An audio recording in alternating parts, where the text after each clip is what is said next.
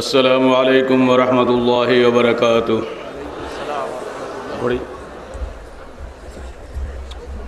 ঘড়ি দেব না, বলতে হয় তোমাদের। আসসালামু আলাইকুম ওয়া রাহমাতুল্লাহি ওয়া বারাকাতুহু।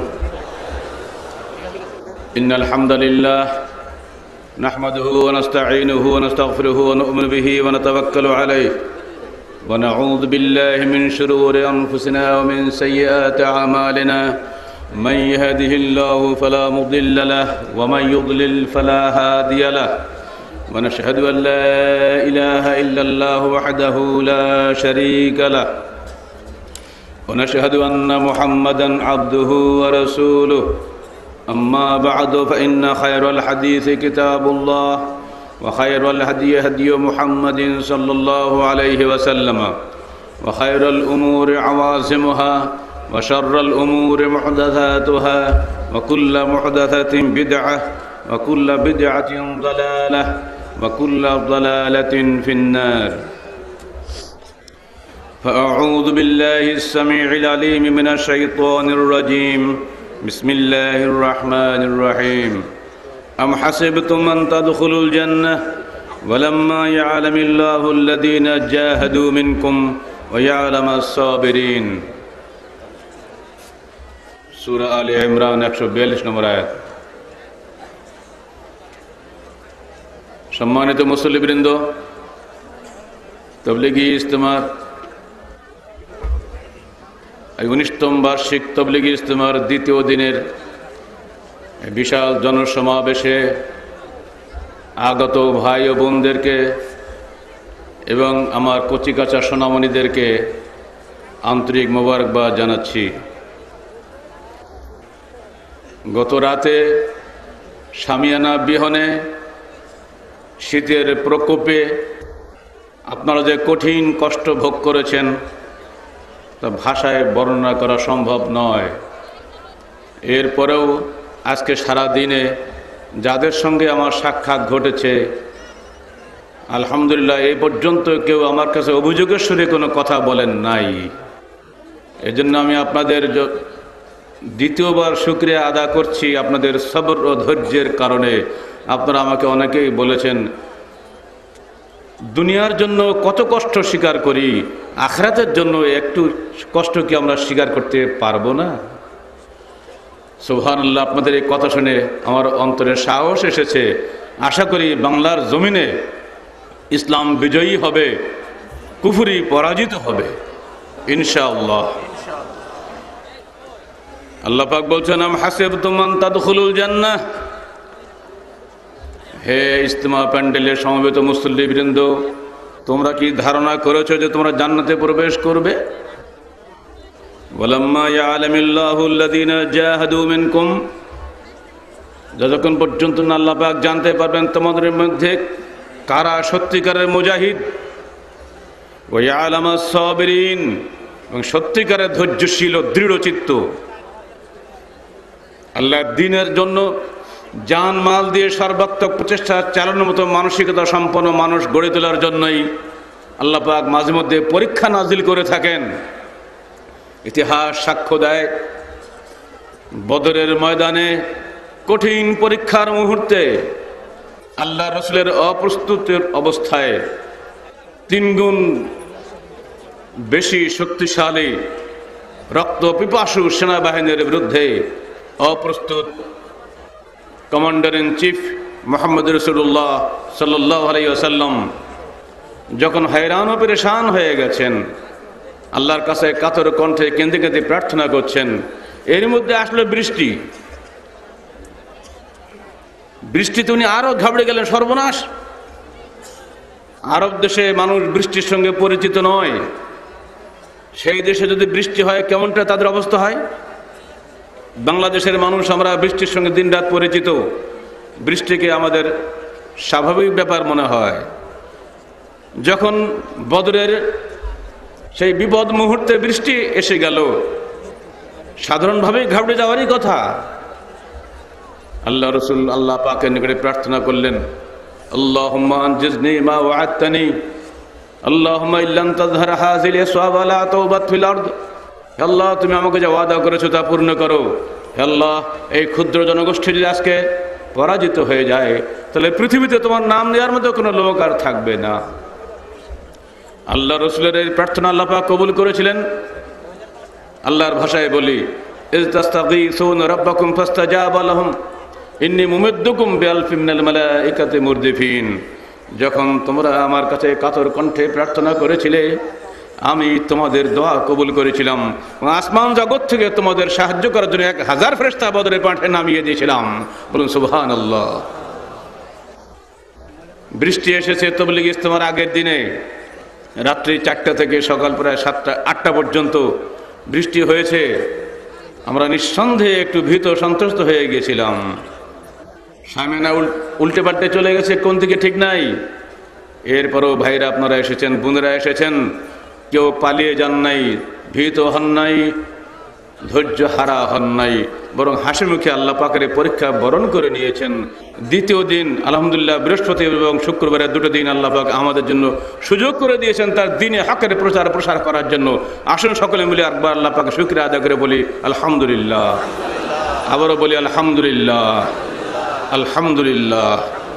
বদরের যুদ্ধের আগের দিন বৃষ্টি বিঘ্নিত মাঠে ভীত সন্ত্রস্ত মুসলিম বাহিনীকে আল্লাহ পাক যখন পরের দিন বিজয় দান করেছিলেন, তাবলীগ ইজতেমার আগের দিন রাতে বৃষ্টি বিঘ্নিত এই ময়দানে দাঁড়িয়ে আমরা আল্লাহ পাকের কাছে কেঁদেছিলাম, আল্লাহ তুমি তোমার দিনে হকের এই দাওয়াতকে বন্ধ করে দিও না। আল্লাহ পাক আমাদের দোয়া কবুল করেছেন। আল্লাহ পাক আপনাদেরকে সুযোগ করে দিয়েছেন দিনের দাওয়াত প্রসারের জন্য। আবারও বলুন আলহামদুলিল্লাহ। বন্ধুরা আমার, আল্লাহ পাকের প্রশ্নের জবাব আপনার কি দিবেন? আল্লাহ বলছেন, আম হাসিবতুম আন তাদখুলুল জান্নাহ, তোমরা কি ধারণা করেছো জান্নাতে প্রবেশ করবে, অথচ আল্লাহ এখনো জানতে পারবেন না কে তোমাদের মধ্যে সত্যিকারের জিহাদ করনেওয়ালা, সর্বাত্মক প্রচেষ্টা লেনেওয়ালা। এখানে জিহাদ করনেওয়ালা মানুষ ধরে মাথা কাটা নয়, বোম্বিং করা নয়, সন্ত্রাস করা নয়। পবিত্র কোরআনে 600 জায়গায় জিহাদের কথা এসেছে। যারা জিহাদের নাম বলতে ভয় পায় তারা ভীতু কাপুরুষ, মুসলমান নয় ওরা। এই জন্য আমরা বলেছি মুক্তির একই বাদ দাওয়াত জিহাদ। জিহাদ নাই তো মানুষ নাই, মুসলমান নাই। জিহাদ থাকতেই হবে। প্রতি পদে পদে মুসলমান জিহাদ করবে অন্যায়ের বিরুদ্ধে, বাতিলের বিরুদ্ধে। যদি জিহাদি জজবা না থাকে, মানুষ বলে দুনিয়ায় বসবাস করতে পারবে না। তবে জিহাদ হয় সমাজের শান্তির উদ্দেশ্যে, বিশৃঙ্খলার উদ্দেশ্যে। যারা জিহাদের নাম করে ওরা সন্ত্রাসী, ওরা সন্ত্রাস করে। কারাগারে বসে তাদেরকে হেদায়েতের জন্য যে উদাহরণটা আমি দিয়েছি আপনাদেরকে ওটা বলে দিচ্ছি। তারা বলে কি জানেন, ছোট্ট ছোট্ট ছেলে খুব বেশি বেশি লেখাপড়া ইন্টারমিডিয়েট পাস করে, আমাদেরকে উল্টা বুঝায়। বলে কোরআনে বলেছে কাতুল কাফিরিনা কাফা কামা ইউকাতিলুনাকুম কাফা, কাফেররা যেমন তোমাদের কতল করে তোমরা তেমনি তাদের কতল করো। তা আল্লাহ কোরআনে বলছে কতল করো, আপনি কতল করা নিষেধ করেন কেন? হ্যাঁ, কোরআন বোঝার ক্ষমতা তো তোমাদের নাই। গরমকালে যদি কেউ লেপ মুড়ি দেয় আর শীতকালে যদি কেউ আলগা থাকে, ওই পাগলের কে বুঝাবে যে কালের হিসাব বোঝে না? লেপ গায়ে দিতে হয় তা দিচ্ছেই, গরমকালে দিতে হয়, শীতকালে ওটাই সে বোঝে না। কোরআনের আয়াতে আছে ঠিকই, কোথায় কোন কাজে ওটা বলতে হয়, পড়তে হয়, লাগাতে হয়, ওটা তো হুঁশ তো তোমার নাই। তুমি একটু অনুবাদ পড়েছো, মাশাআল্লাহ তুমি মুফতি হয়ে গেছো। আল্লাহ রসুল দুনিয়াতে মানুষ জবে করতে আসেন নাই, বোমা মারতে আসেন নাই। রসুল মার খেয়েছেন, মার দেন নাই। বাধ্য করা হওয়ার পরে বদরের যুদ্ধ হয়েছে, অত সহজে হয় নাই। আল্লাহ রসুলের 23 বছরের জিন্দগিতে 14 বছর দিন মদিনায় ছিলেন, মক্কায় ছিলেন। মক্কায় কোনোদিন যুদ্ধ হয় না, যুদ্ধ হয়েছে মদিনায় গিয়ে। যখন মক্কার থেকে গিয়ে মদিনায় হামলা করা হয়েছে, তখন আত্মরক্ষার স্বার্থে তিনি বাধ্য হয়ে অস্ত্র ধারণ করেছেন। তিনি কখনোই হামলাকারী ছিলেন না, হামলা প্রতিহতকারী ছিলেন। অতএব তোমাদের কথা রসুলের জীবনে সম্পূর্ণ পৃথক। যার উপরে আয়াত নাজিল হয়েছে তিনি যা এই ব্যাখ্যা যা দিয়েছেন সেটাই তোমাকে গ্রহণ করতে হবে। তুমি বড় মুক্তি হতে পারো না। ভাইরা আমার, আমি তাদেরকে বুঝিয়েছি, আপনাদেরকেও বলে দিচ্ছি, যুক্তি আপনারাও দিবেন। ধরুন আপনার মাথা এখন ব্যথা করছে, এখানে 2 ধরনের ট্রিটমেন্ট আছে। আপনি ওষুধ খেয়ে মাথার ব্যথা দূর করার চেষ্টা করবেন, নাকি তরবারি দিয়ে আপনার মাথাটা কেটে দেওয়ার কথা বলা হবে? বলুন তো আপনারা কোন ট্রিটমেন্ট পছন্দ করেন? আপনার মাথাটাকে আমরা কেটে দেবো না ওষুধ খাওয়াবো? না, কেটে দেওয়াতে ভালো। আজ জীবনে মাথা ব্যথা করবে না, কি বলেন? তা আমাদের এই সমস্ত সকল জিহাদিরা এরা মাথা কাটা ট্রিটমেন্টে বিশ্বাসী, আমরা মাথা ওষুধ দেওয়া ট্রিটমেন্টে বিশ্বাসী। কোনটা পছন্দ হলে আপনার? ওই ওষুধের দোকান খুলে রাখছে, দেখেন অ্যালোপ্যাথিকে রাখছি, হোমিওপ্যাথি রাখছে, যে যেটা খায়। মাথা অত সহজে কাটা যাবে না। এই মাথা আল্লাহর দেওয়া অফুরন্ত সম্পদের খনি। এই মাথাকে আল্লাহর অত্যন্ত প্রিয় সম্পদ। আল্লাহ বলছেন খালাকতু বিয়াদাইয়া, সবাইকে সৃষ্টি করেছে কুন ফায়াকুন বলে, হয়ে যাও। আর এই মানুষ তোমাকে সৃষ্টি করেছে আমার দোকানে হাত দিয়ে অতি আদরের সঙ্গে, অতি মহব্বতের সঙ্গে। আর সে মানুষটা তুমি হত্যা করবে, বোমা মারবে, শেষ করে দেবে, আর বলবে জিহাদ করলাম, জান্নাতে চলে গেলাম। এত সস্তা না, নানির বাড়ি নয়। যুক্তি সাহাবায়ে কেরাম এমএ পাস করেন নাই, ফাজল পাস করেন নাই, কামেল পাস করেন নাই, মদিনা ফারেক হন নাই, তারা জিহাদ করে জান্নাতে চলে গেছেন। অত আমিও লেখাপড়া করবো না, আমি জিহাদ করে একটা মানুষ হত্যা করবো, পরদিন জান্নাতে চলে যাব। এই সমস্ত হলো ইসলামের শত্রুদের পাতানো ফাঁদ। তারা চায় মুসলিম যুবকদের জিহাদি জোশটাকে অন্যায় পথে ব্যবহার করে জিহাদের সুড়সুড়ি দিয়ে হত্যা করার জন্য, সমাজে বিশৃঙ্খলা সৃষ্টি করার জন্য, বাংলাদেশকে জঙ্গি রাষ্ট্র প্রমাণ করার জন্য। আর সেই সুযোগে বিদেশি শকুনরা, বিদেশি হনুমান আর ওই সমস্ত সিংহের বাচ্চারা তারা এখানে হামলা করবে। যেভাবে ইরাকে হামলা করেছে, যেভাবে আফগানিস্তানে হামলা করেছে, যেভাবে আজকে ফিলিস্তিনে গাজায় মানুষকে পাখির মতো মেরে হত্যা করে দিচ্ছে, ওই একইভাবে ওই একটা অজুহাত সৃষ্টি করে বাংলার এই সবুজ মাটিকে রক্তে লাল করে দেবে আর বলবে গণতন্ত্র কায়েম করলাম। এই সমস্ত ইসলামের দুশ্মন থেকে সাবধান হয়ে যাও বাংলার মানুষ। বাংলাদেশ কোশ্চিনকালে জঙ্গি রাষ্ট্র হবে না ইনশাআল্লাহ, যদি আমরা জঙ্গি না হই। যদি বাংলাদেশের মানুষের অন্তরে ঈমান থাকে, তাহলে এই দেশ কোশ্চিনকালে তোমরা জঙ্গি রাষ্ট্র বানাতে পারবে না।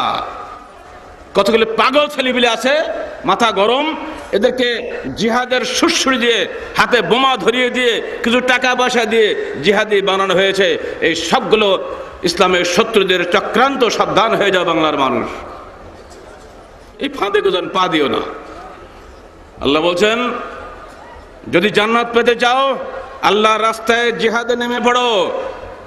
কথা দিয়ে, কলম দিয়ে, সংগঠন দিয়ে যত রকম প্রচেষ্টা বৈধ পথে আছে, সর্বাত্মক প্রচেষ্টা করাকে বলা হয় জিহাদ। খালি একটা শিখে রাখছো, জিহাদ মানে মানুষ হত্যা করা। কে শিখেছে এগুলো তোমাদের? ওয়ালামা সাবিরিন, এবং তিনি জানতে পারবেন কে তোমাদের মধ্যে দৃঢ় চিত্ত, ধৈর্যশীল, নিজের আকীদার উপরে, নিজের আমলের উপরে, নিজের আদর্শের উপরে কে কতটুকু দৃঢ়, এটা আল্লাহ যাচাই করবেন। তারপরে আপনাকে জান্নাতে দিবেন। এদিক থেকে ধাক্কা আসলো, আপনি শুয়ে পড়লেন, ওদিক থেকে ধাক্কা আসলো, এখানে শুয়ে পড়লেন। আমি এদিকেও আসি, ওদিকেও আসি, না ঘরকা না ঘাটকা।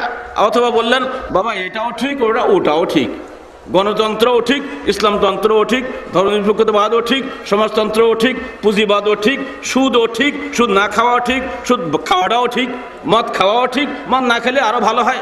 এই ধরনের আজে বাজে আপসটাইম বক্তব্য দিয়ে কোশ্চিন গেল আল্লাহকে সন্তুষ্ট করা যাবে না, মানুষকে সন্তুষ্ট করা যেতে পারে। মানুষের সন্তুষ্টির জন্য আমাদের জিহাদ নয়, আন্দোলন নয়, দাওয়াত নয়, আল্লাহকে সন্তুষ্ট করার জন্যই আমাদের দাওয়াত। আপনারা কার সন্তুষ্টি চান? আল্লাহর না আমাদের? আল্লাহর সন্তুষ্টির জন্য এখানে এসেছেন না মানুষের জন্য এখানে এসেছেন? আল্লাহর জন্য জীবন দিতে পারবেন? কেন পারবেন না? শীতে থাকতে এখানে আমাদের মা বোনেরা যে কষ্ট করেছেন, আমাদের সঙ্গে তারা কথা বলতে পারেন নাই বটে, আমরা বুঝেছি তাদের কষ্টের কথা। শুনুন আল্লাহ রাসূল আপনাদের জন্য কি সুন্দর সুসংবাদ দান করেছেন। قال رسول الله صلى الله عليه وسلم ما يصيب لمسلم من وصب ولا نصب ولا هم ولا غم حتى الشوكة يشاكها إلا كفر الله عنه سيئاته رواه الشيخان وفي رواية للترمذي فيموت وليس عليه خطية। কোন মুসলমান যদি দৈহিক কষ্ট পায়, মানসিক কষ্ট পায়, ক্ষুধার কষ্ট পায়, দুঃখ বেদনার কষ্ট পায়, এমনকি পায়ে যদি আল্লাহর রাস্তায় চলতে গিয়ে একটা কাঁটাও ফোটে, ইল্লা কাফরাল্লাহু আনহু খাতায়াহু, তার গুনাহ খাতার কাফারা হিসেবে আল্লাহ পাক ওটা কবুল করেন। বলুন আমিন। তিরমিজি শরীফ, এটা বুখারী মুসলিমের হাদিস। আর তিরমিজি শরীফের হাদিসে আসছে ফায়ামুতু ওয়া লাইসা আলাইহি খাতিয়াতুন, যখন ওই ব্যক্তি মৃত্যুবরণ করবে তার আমলনামায় কোনো গুনাহ থাকবে না। সুবহানাল্লাহ। আপনার কি এটা চান না? যে কষ্ট করেছেন কালকে রাত্রে, এর বিনিময়ে আপনার গুনাহের কাফফারা হয়েছে, এটা কি আপনার জন্য সুসংবাদ নয়? যদি আজকে আপনার মৃত্যু হতো, আপনার আমলনামা হয়তো বা কোনো গুনাহ লেখা আর থাকতো না। আল্লাহ পাক আমাদের যাবতীয় দুঃখ কষ্টকে আল্লাহর রাস্তায় যা আমরা করি, এর বিনিময়ে যেন আল্লাহ পাক আমাদের গুনাহ খাতা মাফ করে দেন, আমিন। এই মাফ করানোর জন্যই আমরা তিনটা চেষ্টা করছি। আল্লাহ বলছেন, আল্লাহ রসুল খুব কষ্টে পড়েছিলেন মক্কি জিন্দগিতে, আপনারা জানেন। মানুষ খালি গালিগালাজ করতো, কত যে কষ্ট তার দিয়েছে তো ঠিক নাই। সবচেয়ে নিকটতম প্রতিবেশী তার চাচা আবু লাহাব, চাচি উম্মে জামিল, আবু সুফিয়ানের বোন। ঘর থেকে বেরোলেই সেখানে কাটাকুটি ফেলে রাখবে, মাছের নাড়ি ভুড়ি ফেলে রাখবে, যাতে আল্লাহ নবী কষ্ট পান। রান্না করে তার রান্নাঘর থেকে এই রান্নাঘরে উঠানে ফেলে দেবে সব ময়লা। এত শত্রুতা। বড় লোকরা যদি দিন কবুল করে, তাহলে দলটা একটু শক্তিশালী হয়। আল্লাহ পাক তখন আয়াত নাজিল করলেন, ওয়াসবির নাফসাকা মা'আল্লাযীনা ইয়াদউনা রাব্বাহুম বিল গাদাওয়াতি ওয়াল আশি ইউরিদুনা ওয়াজহু ওয়ালা তা'দু আইনাকা আনহুম তুরিদু যিনাতাল হায়াতিদ দুনিয়া ওয়ালা তুতি মান আগফালনা কলবাহু আন যিকরিনা ওয়া কানা আমরুহু ফুরুতা। সূরা কাহফ 27-28 নম্বর আয়াত।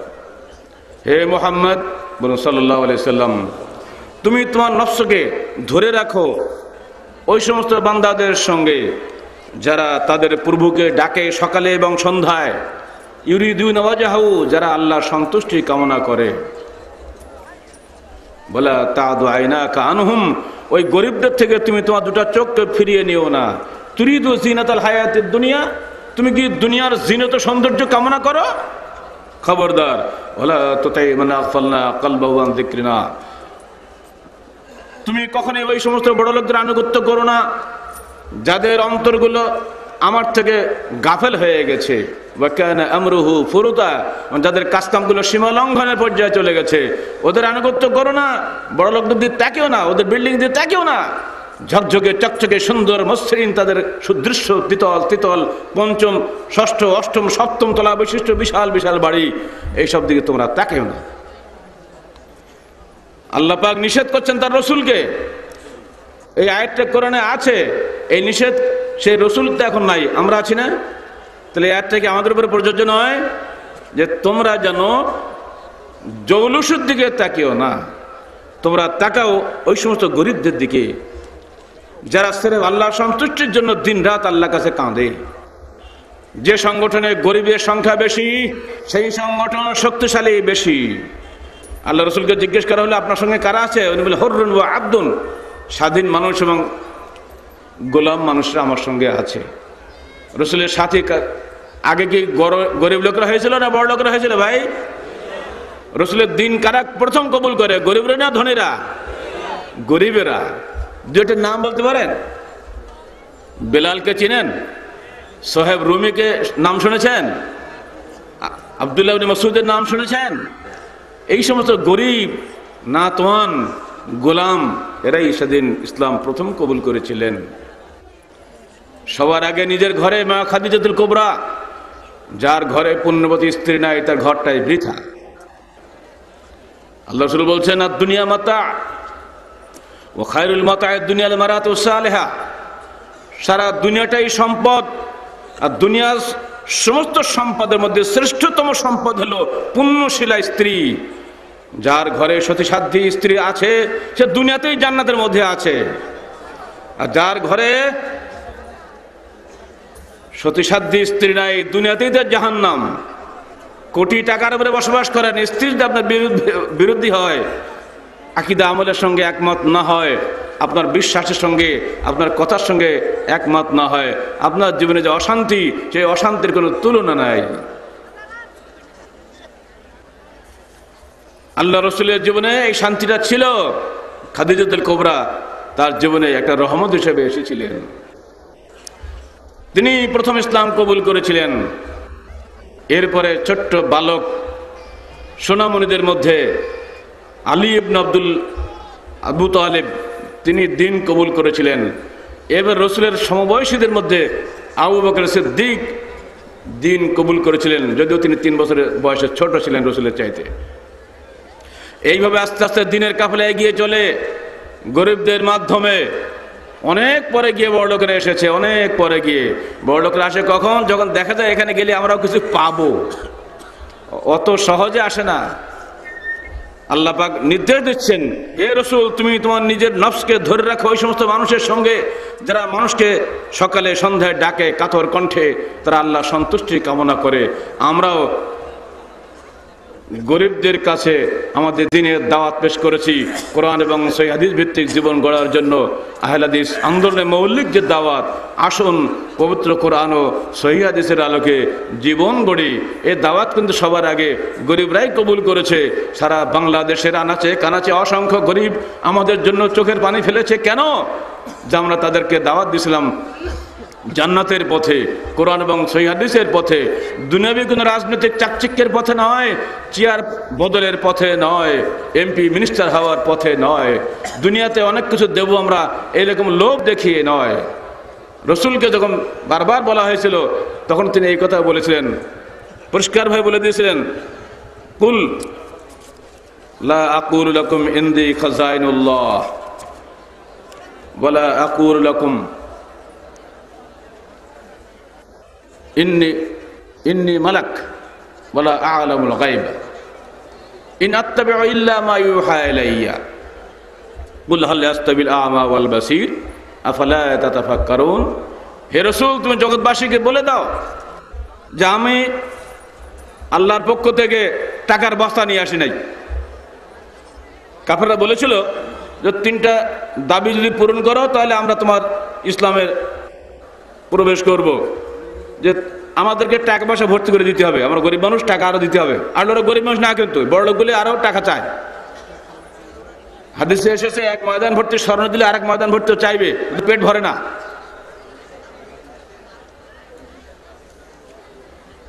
দুই নম্বর দাবি ছিল গায়বী খবর দিতে হবে, আগামীকালকে আমার ভাগ্যে কি আছে বলে দিতে হবে। আর 3 নম্বর খবর হলো ফেরেশতা নবী চাই, তুমি তো আমাদের মতো ছেলে মানুষ, আমাদের মতো বাজার ঘাট করো, ফেরেশতা নিয়ে আসো, তার কথা আমরা শুনবো। এই 3টি কথার জবাবে আল্লাহ পাক এই আয়াতটি নাজিল করেন সূরা আল-আনআম 50 নম্বর আয়াত, কুল লা আকুলু লাকুম ইনদি খাজাইনুল্লাহ, তুমি বলে দাও আমি তোমাদের কাছে এই কথা বলবো না যে আমার কাছে আল্লাহর খাজানা রয়েছে। বলা আ'লামুল গায়বা, আমি গায়েবের খবর রাখি না। বলা আকুলু লাকুম ইন্নী মালাক, আমি এই কথা বলবো না যে আমি একজন ফেরেশতা। ইন আত্তাবিউ ইল্লা মা ইউহা ইলাইয়া, আমি সির্ফ ওই বিষয়ের অনুসরণ করি যা আমার কাছে ওহী হিসেবে নাজিল করা হয়।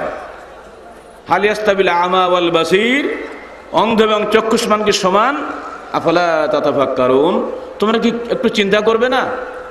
এটাও কিন্তু মক্কা শরীফে আয়াতটা নাজিল হয়েছিল। সূরা আল-আনআম পুরাটাই মক্কি সূরা। এটা দিয়ে প্রমাণিত হয় ইসলামী দাওয়াত মানুষকে দুনিয়ার লোভ দেখায় না। ইসলামী দাওয়াত মানুষকে গায়েবের খবর দেখার চাকচক্য দেখায় না। ঢাকায় যাবেন, রাজপথে দেখবেন একটা ছোট্ট পাখি একটা ইনভেলপ বা পোস্ট কার্ড নিয়ে ঠোঁটে নিয়ে কি যেন একটা ইঙ্গিত করছে, আর আপনার শুভ লক্ষণ না কুলক্ষণ প্রমাণ হয়ে যাচ্ছে। এগুলো আজকাল ভাগ্য গণনা হচ্ছে। পয়সার বিনিময়ে 5 টাকা দিলে একটা ভাগ্য গণনা হয়ে গেল আপনার। অনেক ভাই এই সময় গণৎকার যারা আছে, কাহেন যারা আছে, এদের কাছে আপনারা যান, এগুলো সম্পূর্ণ শিরিক। যারা এদের কথা বিশ্বাস করবে, শুভ লক্ষণ বা কুলক্ষণে বিশ্বাস করে, সাবধান হয়ে যান ভাইরা আমার। এরা গায়েবের খবর কেমন করে জানবে? আল্লাহ রাসূল বলছেন, আমি যদি আগামীকালকে আমার ভাগ্যে কি আছে জানতাম তাহলে আরো বেশি বেশি নেকির কাজ করতাম। আমি জানি না আমার আগামীকালকে কি ভাগ্যে আছে। রসুল যখন তার ভাগ্যের খবর রাখেন না, আমাদের ঢাকার এই সমস্ত গণক ঠাকুরের কেমন করে আপনার ভাগ্যের খবর রাখেন?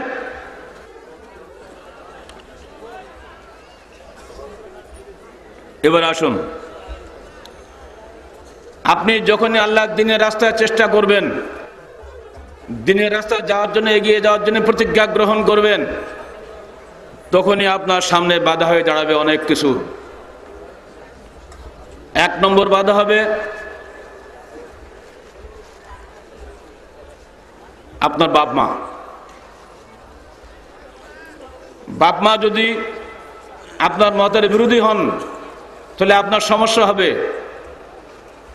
প্রত্যেক নবীকে এই প্রবলেম, এই বাধার মোকাবেলা করতে হয়েছে। আল্লাহর ভাষায় বলি, ওয়াইজা কিলা লাহুম ইত্তাবিউ মা আনজালাল্লাহু ক্বালু বাল নাত্তাবিউ মা আলফাইনা আলাইহি আবাআনা। যখন তাদেরকে বলা হতো যে আল্লাহর পক্ষ থেকে যা নাজিল হয়েছে তোমরা তার অনুসরণ করো, তখন তারা জবাবে বলতো বাল নাত্তাবিউ মা আলফাইনা আলাইহি আবাআনা, বরং আমরা অনুসরণ করবো ওইসব বস্তুর যা আমরা পেয়েছি আমাদের বাপদাদাদের পক্ষ থেকে। নবীদের কথা তারা মানত না। নূহের কথা শোনেনি, ইব্রাহিমের কথা শোনেনি, মুসা ও ঈসার কথা শোনেনি, মুহাম্মদ রাসূলুল্লাহ সাল্লাল্লাহু আলাইহি সাল্লামের কথাও তারা শোনেনি। সব জায়গায় বাপ দাদাদের দোহাই দিয়ে আল্লাহ দ্বীনকে এড়িয়ে যাওয়া হয়েছে। বাংলাদেশের ইতিহাস এর ব্যতিক্রম নয়। যখনই আপনার সামনে কোনো সহিহ হাদিস বলা হয়, সঙ্গে সঙ্গে আপনি বাপ মা দোহাই দিয়ে প্রথমে এড়িয়ে যাওয়ার চেষ্টা করেন। বাপ দাদা 14 গোষ্ঠী বোকা ছিল, তারা কি বুঝতো না? কি আমরা এটা বলি না? সেই নূহের যুগ থেকে এই বাধা চলে আসছে, এই বাধা এখনো রয়েছে। 2 নম্বর বাধা হলো সমাজের নেতৃস্থানীয় ব্যক্তি, যারা সমাজ নেতা, গোত্র নেতা, রাজনৈতিক নেতা, এরা খুব ধুরন্ধর হয়, খুব চালাক চতুর হয়। মানুষেরা এদের আনুগত্য করেন।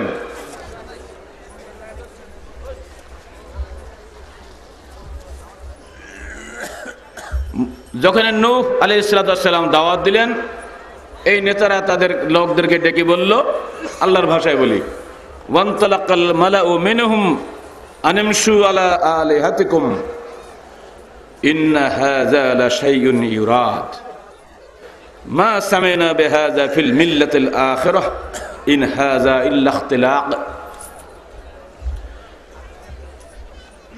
তোমরা যা করে যাচ্ছ, শিরক বিদআত যাই করো, তোমাদের ইলাহ বা দেব মূর্তি প্রতিমা যা আছে এইগুলোর উপরে তোমরা চালিয়ে যাও। এই যে নূহ লোকটা আমাদের দ্বীনের নামে দাওয়াত দিচ্ছে, ইন্না হাযা লাশাইউন ইউরাদ, এর মধ্যে নিশ্চয়ই কোনো দুরভিসন্ধি আছে। আনলে বাড়ির ভাত খেয়ে বনের মোষ খাদায় এমন কোন পাগল আছে? সারাদিন মানুষের দুয়ারে দুয়ারে ঘুরে বেড়ায়, তুমি আল্লাহর পথে এসো, তুমি আল্লাহর পথে এসো, তুমি অন্যায় কাজ করো না, দিনের পথে এসে ডাকে। ওর লাভটা কি? বিনা স্বার্থে কেউ কোনো কাজ করে নাকি? আপনি নিশ্চয়ই বলবেন হ্যাঁ সেটা ঠিক, বলবেন না? কিন্তু নবীরা যে বিনা স্বার্থে কাজ করতেন, এটা কিন্তু বিশ্বাস করতে হবে। তারা বলতেন, ইন আজরিয়া ইল্লা আলাল্লাহি রাব্বিল আলামিন, আমার বিনিময়ে স্রেফ আমার আল্লাহর কাছে, মানুষের কাছে আমার কিছুই চাওয়া পাওয়ার নেই। আমরাও যদি একথা বলি, সে যুগে যখন নবীকে মানুষ বিশ্বাস করেনি, আপনার কি আমাকে বিশ্বাস করবেন নাকি? বিনা স্বার্থে কি গালা সাহেব আমাদের দাওয়াত দিয়ে বেড়াচ্ছে? নিশ্চয়ই তার ভিতরে ভিতরে কোনো গোলমেলে চিন্তা ভাবনা আছে। তিনি চান বাংলাদেশের প্রেসিডেন্ট হতে, প্রধানমন্ত্রী হতে। এরকম ধরনের চিন্তা কি আপনাদের মধ্যে আসবে না? আসা উচিত। হয়তো বলছেন না আপনারা, কিন্তু এসে গেছে কারো কারো মাথায়, নইলে অত সহজে আমাদের হাতে হ্যান্ডকাপ পরে নাই। এমনি এমনি কেউ কেউ নিশ্চয়ই আমাদেরকে তাদের প্রতিদ্বন্দ্বী ভেবেছে, তাই নয়? আর সেজন্যই তারা মাশাআল্লাহ তাদের যাবতীয় ক্ষমতা জাহির করেছে আমাদের উপরে। তারা যা করেছে তা তো আপনারা জানেন। হযরত নূহকে তারা অবিশ্বাস করেছিল। ভাষাটা আপনাদের শুনিয়ে দিলাম কোরআন থেকে। ইন হাযা ইল্লা ইখতিলাক, এই জায়গায় করছে রাজনৈতিক দুরভিসন্ধি আছে। এই জন্য তারা নূহ আলাইহিস সালামকে জনগণ থেকে বিচ্ছিন্ন করে দেওয়ার চেষ্টা করেছিল। সমাজের নেতারা আপনাকে অবিশ্বাস করবে, বাধা দেবে। আপনার বাপ মা হয়তো আপনার কথা শুনলো, যখনই মসজিদে যাবেন তখনই নেতারা বলবে, এই তুমি কি শুরু করেছো বেটা, লামোজাবির বাচ্চা, লামোজাবি কি শুরু করছে এগুলো, তাই বলবে না? শুনে রাখেন, 13 বছর বয়সের সোনামণি ইসমাইল দিল্লির জামে মসজিদে সালাত আদায়ের সময় আমিনটা জোরে বলেছিলেন। সমস্ত মসজিদে হইচই পড়ে গেল, মসজিদ নষ্ট করলো কে, ধরো ওকে। আসামি ধরা হলো, দেখা গেল তিনি আর কেউই নন, তৎকালীন ভারতের গুরু বলে যিনি খ্যাত আল্লামা শাহ ওলিউল্লাহ দেহলভী রাহিমাহুল্লাহ, তার পৌত্র শাহ ইসমাইল। তাকে তো মারা যায় না, উস্তাদজির পোতা, সোজা কথা নাকি? ধরে নিয়ে যাওয়া হলো উস্তাদজির কাছে। উস্তাদজি, আপনার পোতা সর্বনাশ করে দিয়েছে, মসজিদে জোরে আমিন বলে মসজিদ থেকে নাপাক করে দিয়েছে, আপনি কি শাস্তি দেবেন দেন। উস্তাদজি তাদেরকে ধমক দিলেন, বেটা তোরা কি হাদিস পড়িস নাই? তো এত বড় আলেম হয়েছিস, তোদেরকে আমি কি পড়ালাম সারা জীবন? পড়িস নি হাদিসে ইযা ক্বালা ইমামুল দাল্লিন ফাকুলু আমিন ফায়ারতাজ্জু বিল মসজিদ? যখন ইমামুল দাল্লিন বলবেন তোরা জোরে আমিন বলবি, আর এই জোরে আমিনের কারণে মদিনা মসজিদ কেঁপে উঠেছিল, গুঞ্জরিত হয়ে গিয়েছিল সেই সময়, তোরা কি হাদিসগুলো ভুলে গেলি? শাহ ওলিউল্লাহ ধমক খাওয়ার পরে ওই ছাত্র মানে হুজুর সাহেব বড় মাওলানা চুপ হয়ে গেল। বাংলার মাটিতে আজও সেই ইতিহাস আমি ভুলতে পারি না। 1980 সালের 24শে ফেব্রুয়ারি যেদিন মেহেরপুরে আমার জীবনের প্রথম দিককার একটা স্মরণীয় ভাষণ দিয়েছিলাম, 5 মিনিট সময় পেয়ে 2.5 ঘন্টার ভাষণ ছিল সেদিন আমার। যেদিন আমাদেরকে মারার জন্য লাঠির বোঝা সামনে ছিল, আমাদের ওসি সাহেব বিরাট পুলিশ বাহিনী নিয়ে এসেছিলেন আমাদেরকে জানাজাতে মানুষ না বেরিয়ে ফেলে সেই জন্য। আমি নতুন গেছি সে এলাকায়, আমাকে বলে ঠিক আছে আপনি এসছেন যখন অন্তত 5 মিনিট পরিচয়টা দিয়ে নেমে পড়েন। আমি তখনও রাজশাহী বিশ্ববিদ্যালয়ের শিক্ষক হই নাই, বলতে পারেন কেবল ছাত্র জীবন শেষ করেছি।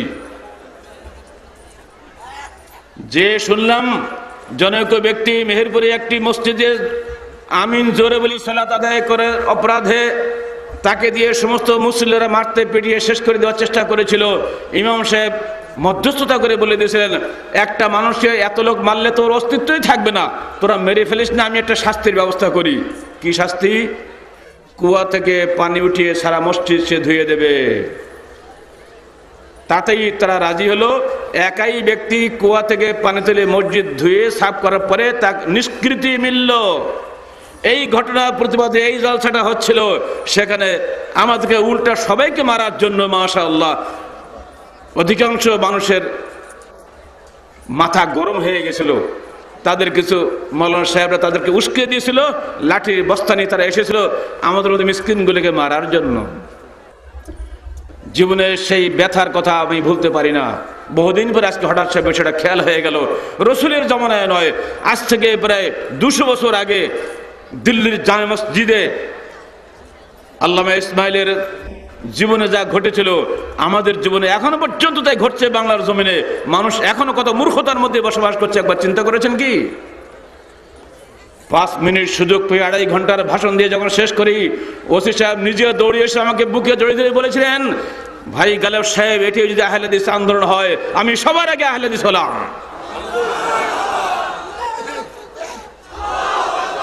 আছে দুনিয়ার মানুষ এখনো সত্য কবুল করার জন্য, বহু মানুষ আছে বাংলার জমিনে কোরআন এবং সহিহ হাদিসের সত্য বাণী শোনার জন্য হাজারো মানুষ তাকিয়ে আছে আপনার দিকে। আমরা ব্যর্থ, আমরা সময় দিতে পারি না, আমরা তাদের কাছে দাওয়াত পৌঁছাতে পারি না।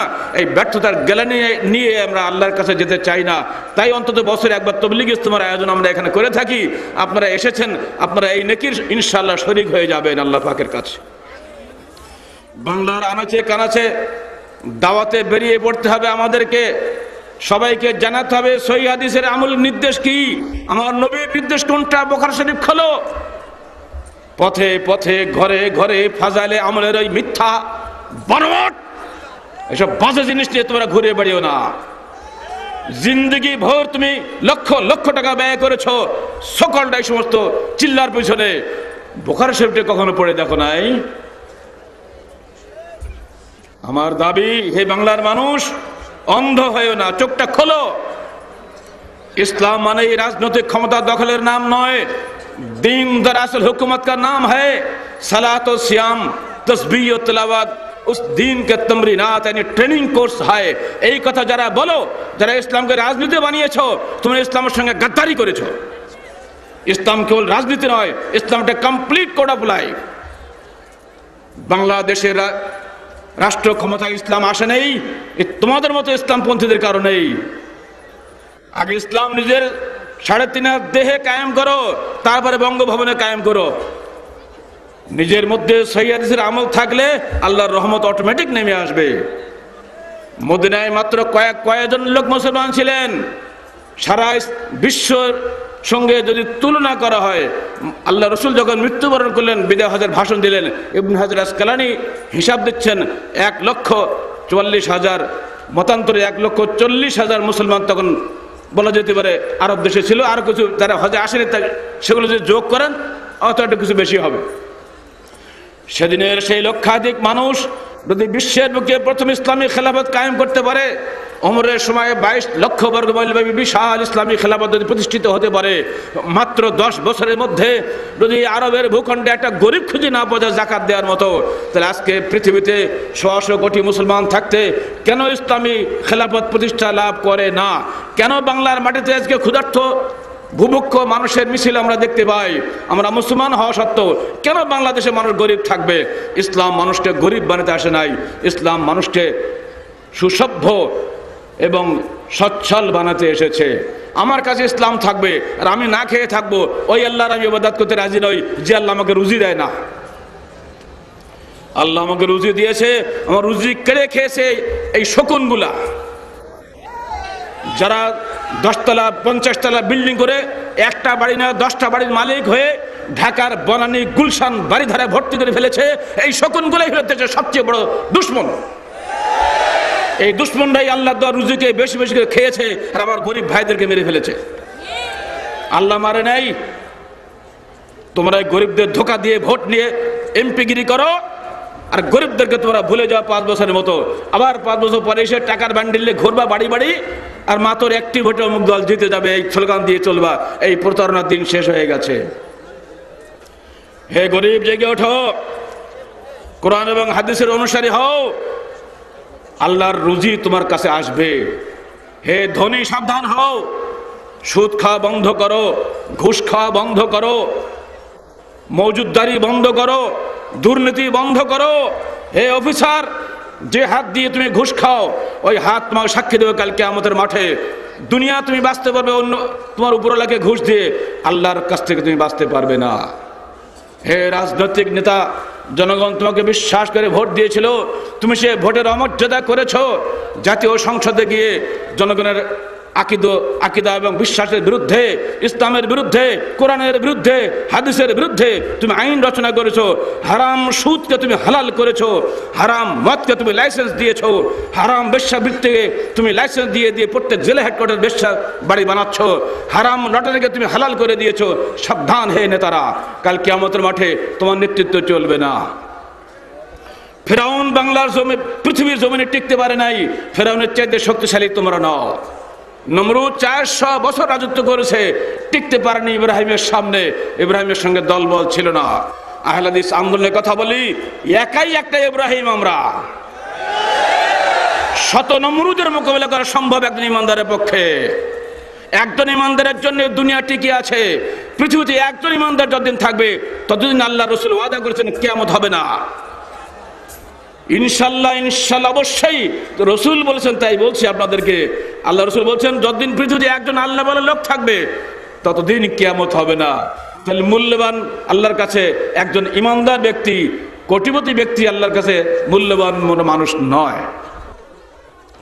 অতএব ইমানের আলোকে আলোকিত হও, তোমার বক্ষ ওহীর বিধানের আলোকে আলোকিত হোক, তোমার দোকান হাত কোরআন হাদিসের বিধান অনুযায়ী পরিচালিত হোক, তোমার পা কোরআন হাদিস বিধান অনুযায়ী পরিচালিত হোক, তোমার মস্তিষ্ক ওহীর বিধানের জন্য চিন্তা শক্তি ব্যয় করুক। ইনশাআল্লাহ বাংলার মাটিতে আল্লাহ পাকে শান্তি আসবে। আল্লাহর ওয়াদা শুনুন, ওয়ালাউ আন্না আহলাল কুরআ আমানু ওয়াত্তাকাউ লাফাতাহনা আলাইহিম বারাকাতিম মিনাস সামাই ওয়াল আরদ ওয়ালাকিন কাযযাবু ফাআখাযনাহুম বিমা কানু ইয়াকসিবুন। যদি জনপদের অধিবাসীরা ঈমান আনে এবং তাকওয়াশীল হয়, আমি আল্লাহ ওয়াদা করছি আমরা তাদের উপরে আসমান এবং জমিনের বরকতের সমৃদ্ধির সমস্ত দরজাগুলো খুলে দেব। বলুন সুবহানাল্লাহ। আল্লাহর ওয়াদা কি মিথ্যা? প্রতিটি বাংলাদেশের প্রতিটি সন্তান জন্মগ্রহণ করছে 5,000 টাকার ঊর্ধ্বে ঋণ মাথায় নিয়ে। বাংলার মানুষ কেন বিদেশে সুদের টাকা ঋণ দেবে? আল্লাহ বলছেন আমি সমৃদ্ধির দুয়ার খুলে দেব। অতএব আল্লাহর দিকে ফিরে চলে হে বাংলার মানুষ, আল্লাহ তোমাকে কিভাবে রুজি দেবেন তুমি টেরই পাইবে না। দুনিয়া সাক্ষী, ইতিহাস সাক্ষী, কোরআন হাদিস সাক্ষী। আমার রাসূলের সঙ্গে কোনো সাথী ছিল না। মক্কা থেকে 13 বছর দাওয়াত দেওয়ার পরে যখন মদিনা যেতে হচ্ছে তখন তার সামনে কোনো মানুষ নাই। গারে হেরায় রাতের বেলা তিনি আশ্রয় নিয়েছেন গারে সওরে। শত্রুরা এসেছে তার মাথা নেওয়ার জন্য। 100 উট পাবে হত্যা করতে পারলে। রাসূলের রক্তের এত মূল্য তখন। এসে গেছে তারা, পাহাড়ের প্রতিটি গলিগুলি তারা ঘুরছে আর খুঁজছে কোথায় গেল সে লোকটা। খুঁজে আর পায় না। অবশেষে পাওয়া গেল, কিন্তু না, আল্লাহ তার নবীকে রক্ষা করলেন। আবু বকর বলছে হে রাসূল, ওই যে ওদের পা দেখা যাচ্ছে, একটু যদি নিচের দিকে তাকায় তাহলে তো আমরা ধরা পড়ে যাব। আল্লাহ রাসূল তখন কি বলছেন? কঠিন বিপদের মধ্যে লা তাহজান ইন্নাল্লাহা মা'ানা, তুমি ভীত হও না, চিন্তিত হও না, আল্লাহ আমাদের সাথে আছেন। চিন্তা করতে পারেন কি সৎসাহস প্রয়োজন তখন। আল্লাহ কি করলেন? ওদের মাথাটাকে, অন্তরটাকে ঘুরিয়ে দিলেন অন্যদিকে। পায়ের তলায় শত্রু যাকে মারলে 100টা উট পাবো ওখানেই আছে, অথচ নজরটা অন্যদিকে ঘুরিয়ে দিলেন, চিন্তা শক্তি অন্যদিকে ঘুরিয়ে দিলেন। তারা অন্যদিকে ঘুরে ঘুরে চলে গেল না পাওয়ার ব্যর্থতার গেলানি নিয়ে। এটাকে আল্লাহ করলেন না? তাহলে আল্লাহ কি আপনাকে পারেন না? নার্গিস আসলো বগুড়া কারাগারে। নিজে আমি দোয়া লিখে সুপারকে দিলাম, জেলারকে দিলাম, সুবেদারকে দিলাম, জমাদারদেরকে দিলাম যে প্রত্যেক ওয়ার্ডে ওয়ার্ডে পাঠিয়ে দিন আর বলে দিন ডক্টর গালিব এই দোয়াটা আপনাদের করার জন্য সবাইকে অনুরোধ করেছে। প্রত্যেক ওয়ার্ডে ওয়ার্ডে সেদিন দোয়া হলো, হে আল্লাহ বাংলাদেশকে তুমি বাঁচাও। মদিনার মসজিদে আল্লাহ রাসূল খুতবা দিচ্ছেন, হঠাৎ করে এমন ঝড় বৃষ্টি এসেছে। আল্লাহ রাসূল দোয়া করলেন, সঙ্গে সঙ্গে ফিরে চলে গেল। সেই কথা আমার মনে এলো যে আমরা যেখানেই থাকি, বগুড়া কারাবর আমার বাংলাদেশের অংশ, রাজশাহীর বাসাটা আমার বাংলাদেশের অংশ। আল্লাহ পাক মেহেরবানি হয়েছে, তাই তিনি আমাকে আমার ঘর থেকে বের করে কারাগারে এনেছেন। এখানেও আল্লাহর রাজত্ব, ওখানেও আল্লাহর রাজত্ব। এখানে বসে যে আল্লাহ পাকে দোয়া করি, আল্লাহ কেন কবুল করবে না? শুধু আমি নই, কিশোর রোডে ছিলাম 38 জন কিশোর বাচ্চা সোনামণি, তাদের নিয়ে তারাও দোয়া করেছে, আমরাও দোয়া করেছি। জেলখানার প্রতিটি ওয়ার্ডে ওয়ার্ডে দোয়া হয়েছে। আলহামদুলিল্লাহ। দেখলাম সিডর আসলো, সারা বাংলা গারত হয়ে যাবে না, আল্লাহ পাক বোধহয় কিছুটা দোয়া কবুল করলেন, এক পাশ দিয়ে চলে গেল, পুরা বাংলাদেশ শেষ করে দেয় নাই। বলবো আলহামদুলিল্লাহ। দোয়াটা শোনেন, আল্লাহুম্মা বলেন, আল্লাহুম্মা হাওয়ালাইনা ওয়ালা আলাইনা, আল্লাহুম্মা হাওয়ালাইনা ওয়ালা আলাইনা। হে আল্লাহ ফিরিয়ে নিয়ে যাও, আমাদের উপরে গজব দিও না। ছোট্ট দোয়া। যদি প্রত্যেকটা বাংলার মানুষ, দেশের রাজনৈতিক নেতৃবৃন্দ, দেশের শাসকবৃন্দ, দেশের প্রধানমন্ত্রী, প্রেসিডেন্ট, তারা যদি কাতর কণ্ঠে আল্লাহর কাছে কাঁদতেন, ইনশাআল্লাহ এই সিডর হয়তো বাংলার জমি টাচ করতো না। আমরা তো দেশের নেতা নই, সাধারণ একটা মানুষ। আমাদের দোয়া যে আল্লাহ পাক কিছুটা দোয়া করতে পারেন, যদি প্রেসিডেন্ট সেদিন দোয়াটা করতেন, হয়তো এদেশের উপরে এই গজব আসতো না। বন্ধুরা আমার, আল্লাহর কাছে কানলে আল্লাহ যে কিভাবে মেহেরবানি করেন, এটা আপনারা কি তার বাস্তব দলিল নন? আমরা জেলে গেছি, আপনারা কি চোখের পানি ফেলেন নাই? আপনারা কি দিন রাত আমাদের জন্য আল্লাহর কাছে প্রার্থনা করেন নাই? আমাদের তো কোনো হাতিয়ার নাই, আমাদের কোনো কিছুই নাই, কিছুই নাই। সেটা নীরবে নিভৃতে আপনারা কেঁদেছেন, আমরা কেঁদেছি। নির্যাতনকারী যারা ছিল, তারা কি আমরা বের হওয়ার আগেই কি তারা ঢোকে নাই? কে ঢুকালো? স্বীকার করেন কি এটা? কালকে লুঙ্গি পরে মাফলার গলা দিয়ে টুপি মাথা দিয়ে এসেছিলাম, খেয়াল করেছিলেন? যে পোশাক পরে সেদিন গেছিলাম ঘর থেকে বেরিয়ে, ওই পোশাক নিয়ে আপনাদের সামনে দাঁড়িয়েছে সুস্থ দেহে, এটা দেখানোর জন্যই। কি খুশি হন নাই? আজকে পত্রিকা ছবি এসছে মাশাআল্লাহ, ওই মাফলার দিয়ে দেখো বাংলার মানুষরা নির্যাতনকারীরা, আমার কিছুই করতে তোমরা পারো নাই। বরং জেলখানা যাওয়ার আগে একটু সর্দি কাশি প্রায় লাগতো, আমার সাথীরা জানে। অ্যাকোনাইট 6 আমার সঙ্গে সবসময় লাগানোই থাকতো। জেলখানা যাওয়া থেকে আসা পর্যন্ত একদিন ওষুধ খাওয়া লাগেনি। আমার সাক্ষী পাশে বসে আছে নুরুল ইসলাম, দৃষ্ট দেখেন, নওগাঁতে ছিলাম 7 মাস, লোকের ওষুধ দিয়ে বেড়াচ্ছে, আমি নিজে কোনো ওষুধ খাই না। কার মেহেরবানি বলেন তো? বিশ্বাস করেন তো?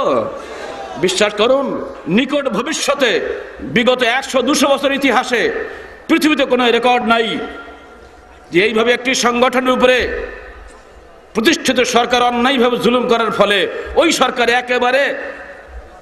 একেবারে সব অংশে আউট হয়ে যায়, হোয়াইট হাউস হয়ে যায়, এরকম ইতিহাস নাই। এটা হোয়াইট হাউস হয় নাই, আল্লাহর পক্ষ থেকে শাস্তি হয়েছে।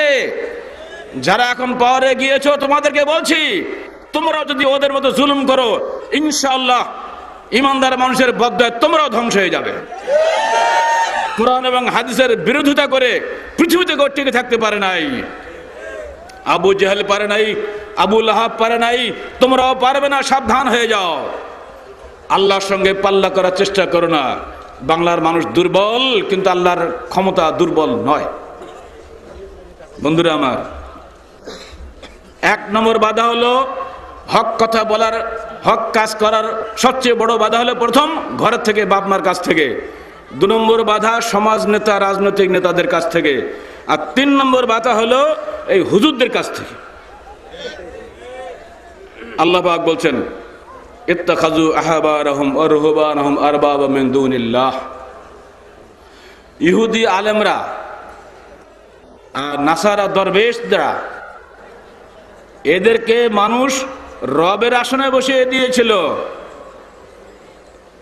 এদেরকে মানুষ খোদা বানিয়ে ফেলেছিল। বিখ্যাত দানবীর হাতেম তাইয়ের খবর আপনারা সবাই জানেন। তার ছেলে আদি যখন মুসলমান হওয়ার জন্য মদিনায় গেলেন, ঠিক সেই সময় আল্লাহ রসুল সূরা বারাতের 31 নম্বর আয়াতটি পাঠ করছিলেন, ইত্তাখাযু আহবারহুম ওয়া রুহবানহুম আরবাবা মিন দুনিল্লাহ ওয়াল মাসীহ ইবনে মারইয়াম ওয়া মা উমিরু ইল্লা লিয়াবুদু ইলাহান ওয়াহিদা লা ইলাহা ইল্লা হুয়া সুবহানাহু আম্মা ইউশরিকুন। এই আয়াতটা তেলাওয়াত করছিলেন। এই আয়াত শোনার পরেই আদি ইবনে হাতেম বললেন, ইয়া রাসূলুল্লাহ ইন্না লাসনা না'বুদুহুম, আমরা তো আমাদের আলেম ওলামাদেরকে, পীর দরবেশদেরকে তো ইবাদত করি না। আল্লাহ রাসূল বললেন, আলা সাইয়ুহাররিমুনা মা আহাল্লাল্লাহু ফাতুহাররিমুনাহু ওয়া ইউহিল্লুনা মা হারামাল্লাহু ফাতুহিল্লুনাহু। ক্বালা বালা, তোমাদের আলেমরা আল্লাহ কৃত হালালকে কি হারাম করে না, আর আল্লাহ কৃত হারামকে কি হালাল করে না, আর তোমরাও কি সেই হারাম হালালের উপরে বিশ্বাস করে আমল করো না? ক্বালা বালা, হ্যাঁ তা তো করি। হুজুররা যা বলে তেমন মানেনি, এটা তো ঠিকই কথাই। রাসূলুল্লাহ সাল্লাল্লাহু আলাইহি ওয়াসাল্লাম জবাব দিলেন, ফাতিলকা ইবাদাতুহুম, এটাই তো ওই সমস্ত আলেম ওলামা পীর দরবেশদের ইবাদত করা হলো। এই হাদিস দিয়ে আপনি কি বুঝলেন? আমি আপনাকে যাই বলবো তাই মানবেন না। আপনার দায়িত্ব হবে এটা প্রশ্ন করা আমাকে, যে আপনি যে হাদিসটা বললেন এটা সহিহ না জয়ীফ, কোথায় পাওয়া যায় বলেন। যে হাদিসটা আমরা বললাম আপনাদেরকে, এটা হলো রাওয়াহু ইবনে জারীর ফি তাফসীরিহি ওয়া লাফজুল হাদিস আবি কুরাইব ওয়া কাদ আখরাজাহু তিরমিজি ওয়া আহমদ ওয়া ক্বালা আল-আলবানী সনদু হাসান। হাসান সনদে ইমাম তিরমিজি, ইমাম আহমদ হাদিসটি বর্ণনা করেছেন, এবং ইবনে জারীর তাবরী তার তাফসীরে আবু কুরাইব থেকে বর্ণনা করেছেন। এই ঘটনা বর্ণনা করে ব্যাখ্যা হিসেবে রাইসুল মুফাসসিরিন আল্লামা ইমাম হযরত আব্দুল্লাহ ইবনে আব্বাস রাদিয়াল্লাহু আনহু বলছেন, লাম ইয়ামুরুহুম আন ইয়াসজুদু লাহুম ওয়ালাকিন আমারুহুম বিমাসিয়াতিল্লাহ ফাতাউহুম ফাসাম্মাহুমুল্লাহু বিযালিকা আরবাবা।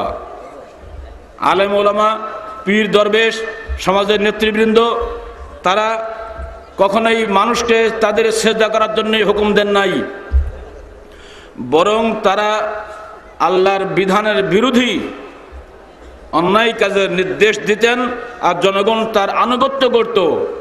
আর এইটাই ফাসাম্মাহুমুল্লাহু বিযালিকা আরবাবা, আর এই কারণে আল্লাহ পাক ওই নেতাদেরকে আরবাব রব বলে আখ্যায়িত করেছেন। কথাটা বুঝতে পারছেন আপনারা? এখন যখনই কোনো আলেম আপনাকে ফতোয়া দিচ্ছেন, আপনি জেনে না জেনে না বুঝে সে আমল করা শুরু করে দিলেন, কোরআন হাদিস আপনার কাছে খুলে বললেও আপনি মানলেন না, আপনি কিন্তু ওই আলেমকে রবের আসনে বসিয়ে দিলেন। যাকে আপনি ভোট দিয়েছেন তিনি এমন একটা আইন করলেন যে আইনটা কোরআন হাদিসের বিরোধী, আপনি সেটার আনুগত্য করলেন, আপনি ওই নেতাকে রবের আসনে বসালেন।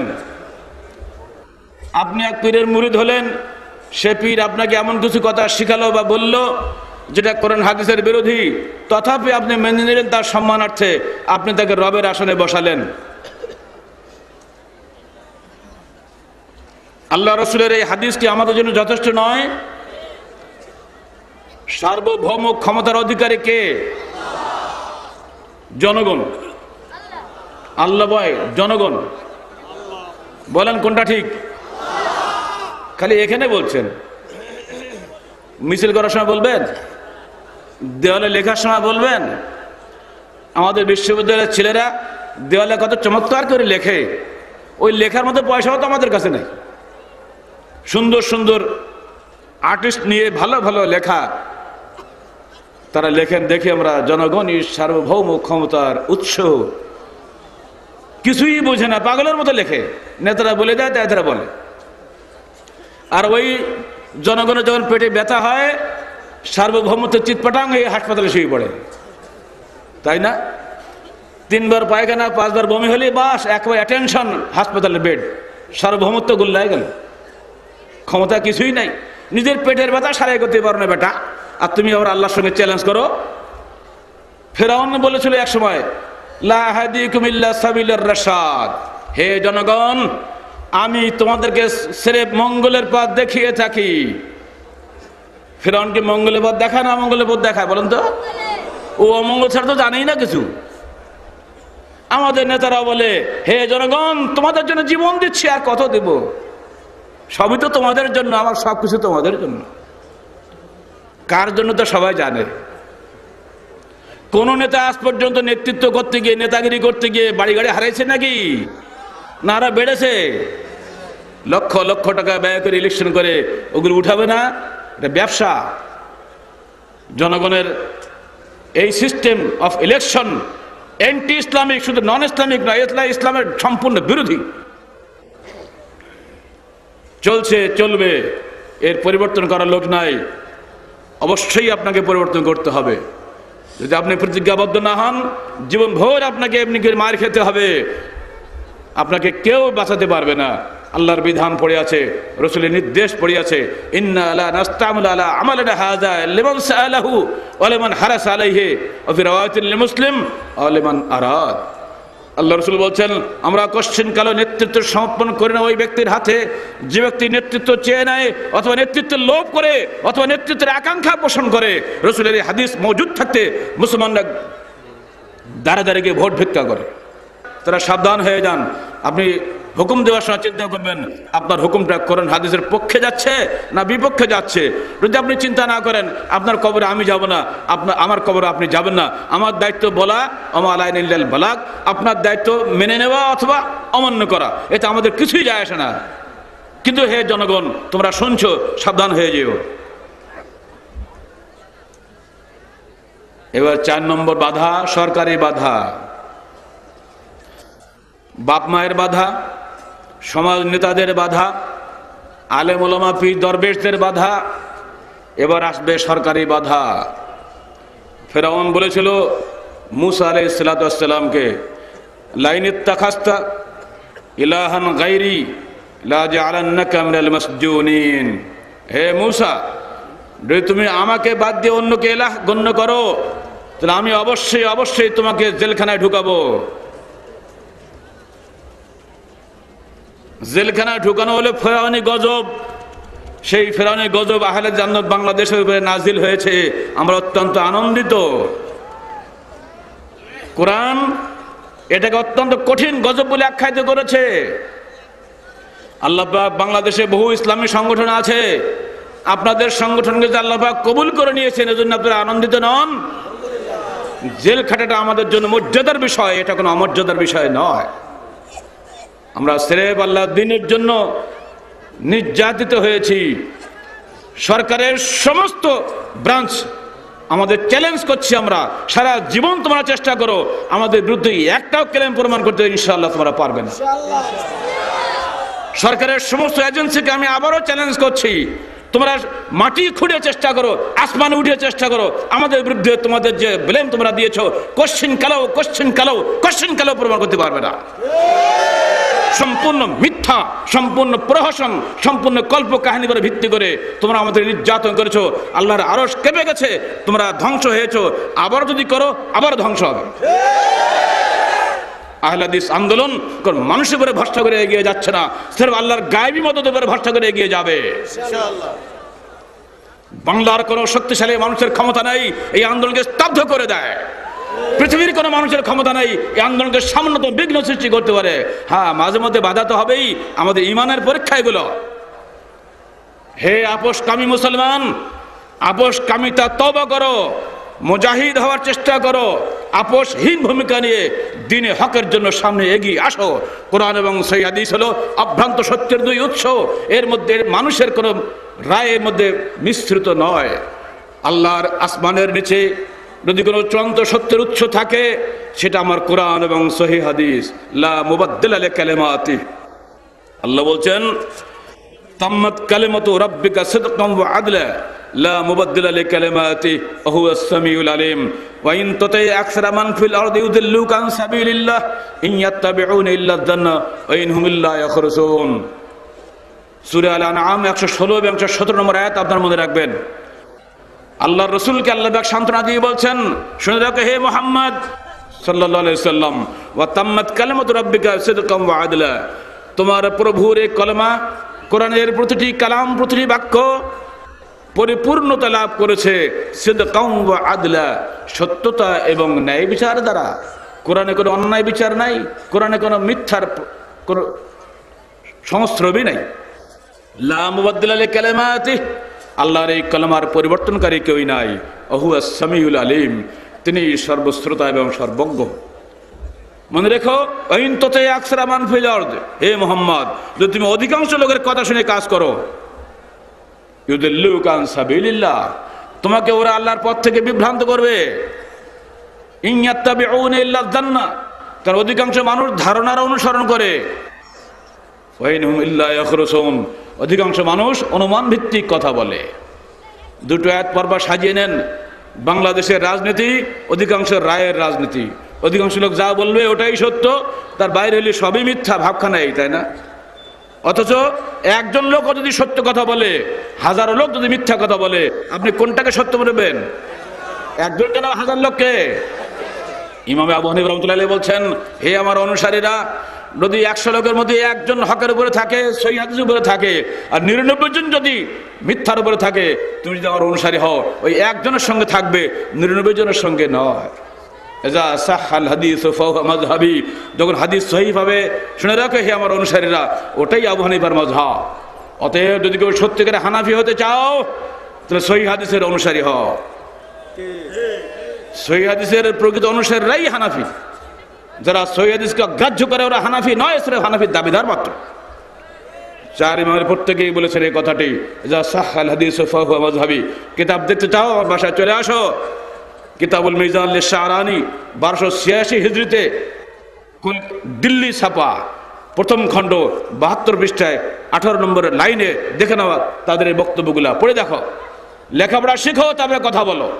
যা কিছু বলবে আমরা তাই মেনে নেবো, সেটা হতে পারে না। ইমামদের নামে বিলেম দেওয়া যাবে না, তাদের নামে অপবাদ দেওয়া যাবে না। তারা যা বলেনি তুমি তাই বলবে আর আমরা তাই মেনে নেব, ওই দিন আজকে নাই। বন্ধুরা আমার, সত্য চিরদিন সত্য, মিথ্যার উপাসারীদের সংখ্যা চিরদিন বেশি হবে। বেশি সংখ্যা কোশ্চিনকালে সত্য মিথ্যার মানদণ্ড নয়। এবারে আসুন, আল্লাহ রসুলকে আল্লাহ পাক এই বলে সান্ত্বনা দিলেন। 13 বছর ধরে দাওয়াত দেয় কোনো মানুষ পান না। অবশেষে হজের মৌসুমে, আপনারা শুনলে আশ্চর্য হবেন যে মুসলমান নাই তো হজ কেমন করে হয়? হ্যাঁ, তখন কিন্তু নিয়মিত হজ হইতো মক্কায়। অর্থাৎ মক্কার লোকেরা মুশরিক হলেও তারা হাজি সাহেব ছিল। আবু জেহেল হাজি, আবু সুফিয়ান হাজি, আবু লাহাব হাজি, হাজি হাজি হাজি, গাদা গাদা হাজি। হাজির সঙ্গে পাজিও আছে তারা পড়া, এরা সবাই হাজি। এরপরও আল্লাহ রসুল হলো তাদের শত্রু। বাংলাদেশের যতগুলো প্রেসিডেন্ট প্রধানমন্ত্রী আছে, নেতা নেত্রী আছে, সবগুলো হাজি, ঠিক না? নাম বলা ঠিক না, আপনারা সব চিনেন তো সবাইকে। বুড়িও হাজি, বুড়াও হাজি। মাশাআল্লাহ, হাজি সাহেবরাই হাদিস কোরআনের বিরুদ্ধে কাজ করলে আমরা যাবো কোথায়? সাবধান হও হাজি সাহেবরা, কিয়ামতের মাঠে হাজিগিরি চলবে না। হাজি আবু জেহেলের সঙ্গে কিন্তু থাকা লাগবে সেদিন। আল্লাহ রসুল হজের মৌসুমে একটু মার খাওয়ার হাত থেকে বাঁচতেন। ওদের একটা নিয়ম ছিল, হজের মৌসুমে মানুষ মারতো না কাউকে। তাহলে আমাদের সেটা ভালো না? আমার হজের মৌসুমে তো মানুষ মারে না। বছর 4 মাস যুদ্ধ বিগ্রহ হইতো না। কোন কোন মাস? জুল কায়দা, জুল হিজ্জা, মুহররম, পরপর 3 মাস যুদ্ধ বিগ্রহ বন্ধ, আর রজব মাস। তো এই যুদ্ধ বিগ্রহ বন্ধের মৌসুমে, হজের মৌসুমে আল্লাহ রসুল দাওয়াত দিতেন। তো একদিন দাওয়াত দিতে গিয়ে অন্ধকারে, আপনারা যেখানে পাথর মারেন না শয়তানের, এখানে তো মাসে অনেক হাজি সাহেব তো আছেন এখানে, যেখানে পাথর মারেন আপনারা, ওই যেটা নাম ওকবা, ওই আকাবার মানে ওইখানে একটু অন্ধকার অন্ধকার ভাব। তো ওইখানে মদিনা থেকে 6 জন যুবক এসে বসে আছে। আল্লাহ রসুল তাদের কাছে গিয়ে দাওয়াত দিলেন যে তোমরা আল্লাহর দিন কবুল করো, কলেমা পড়ো, ইসলাম কবুল করো। ওদের মনে একটা নতুন চিন্তা শুরু হয়ে গেল, আরে আমরা শুনেছি আখির জামানায় একজন নবী আসবে, ইনি কি তিনি নাকি? তারা তার দাওয়াত কবুল করলো। সেই দাওয়াত কবুলকারীদের মধ্যে একজন ছিলেন উবাদা বিন সামিত। তিনি যে কথাটি বলেছেন সেইটা আমি আপনাদেরকে আজকে শুনিয়ে দিই। শুনতে আপত্তি আছে নাকি আপনাদের? রাতের অন্ধকারে হজের মৌসুমে আকাবায়ে উলার বায়াত হয়েছে 6 জনের কাছে। আমার রসুলের ইতিহাস আমাদের সামনে মজুদ হয়েছে, হাদিসের মাধ্যমে আমরা পাচ্ছি। সেদিন সেই 6 জন মানুষের বায়াত, এবং পরবর্তী বছরে 73 জন নারী এবং 73 জন পুরুষ এবং 2 জন নারীর মোট 75 জনের বায়াতের উপরে ভিত্তি করে ইসলাম এগিয়ে চলল। ইসলাম দাওয়াতের ধর্ম, আর ইমারত বায়াতের মাধ্যমে আসে। বায়াত নাই তো ইমারত নাই, দাওয়াত নাই তো ইসলাম নাই। এটা আমাদের দাওয়াতি ইজতেমা। প্রত্যেক মুসলমানকে দায়ী আল্লাহ হতে হবে, আল্লাহর পথে দায়ী হতে হবে। আপনারা বাড়ি যাবেন, রাস্তায় ঘাটে দাওয়াত দিতে দিতে যাবেন, চুপচাপ যাবেন না। ইসলাম হলো দাওয়াত, আর ইমারত হলো বায়াত। এর সঙ্গে কোনো আপোষ নাই। যদি আমির মানেন, বায়াত করতে হবে, আপনাকে আনুগত্য করতে হবে। যদি আমির না মানেন, ইসলামের থেকে বিধান থেকে ইসলামের একটা বিধান আপনি অমান্য করলেন।